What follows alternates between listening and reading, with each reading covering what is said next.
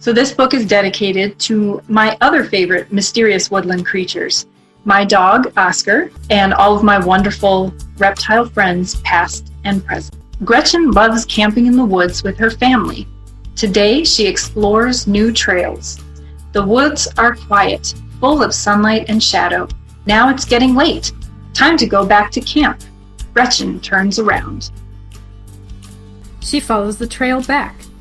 She passes familiar trees and flowers and rocks, but soon she starts to wonder, is this really the way I came?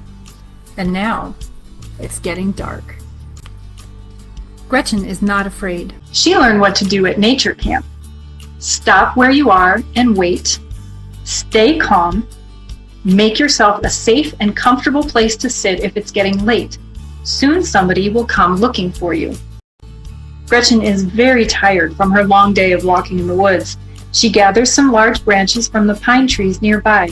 She lays them neatly in a pile, then climbs onto her comfortable new bed.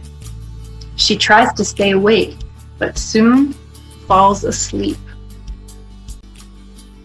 Gretchen dreams that someone has picked her up by her backpack. Now someone is carrying her through the dark, cold night. Ugh! What's that smell? That terrible, awful, stinky smell. Gretchen is wide awake now. She is being carried by someone big and hairy and smelly. It's the mysterious creature known as Bigfoot. Bigfoot is very gentle. He puts Gretchen down in his own odd-looking nest. He gathers some more pine branches for himself to sleep on. Gretchen is scared, but she remembers what she learned in nature camp. 1. Stop where you are and wait. 2. Stay calm.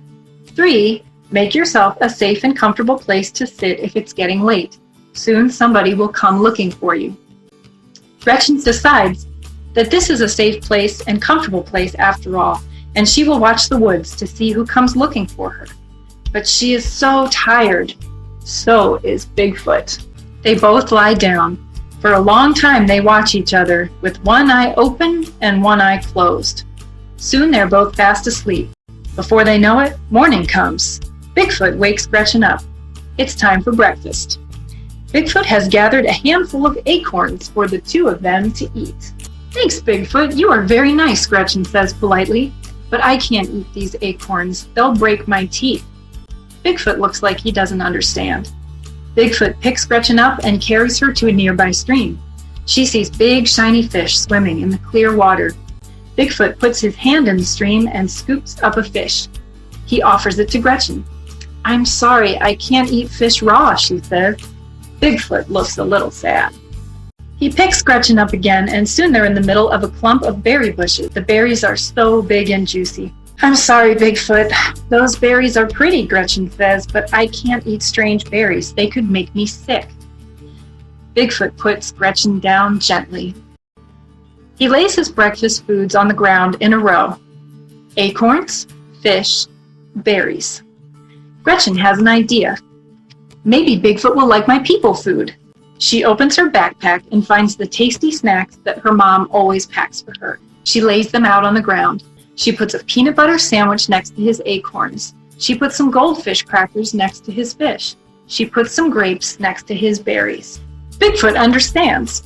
He pushes the peanut butter sandwich toward Gretchen. She takes a bite and gives him the rest. He pushes the whole thing into his mouth. Crunch, crunch, crunch. Bigfoot likes it. Bigfoot picks up the fish by its tail and eats it in one slurpy swallow. He hands Gretchen a goldfish cracker. She throws it high into the air, opens her mouth wide, and swallows it whole. Bigfoot crams all the berries into his mouth. He smacks his lips. Smack, smack, smack.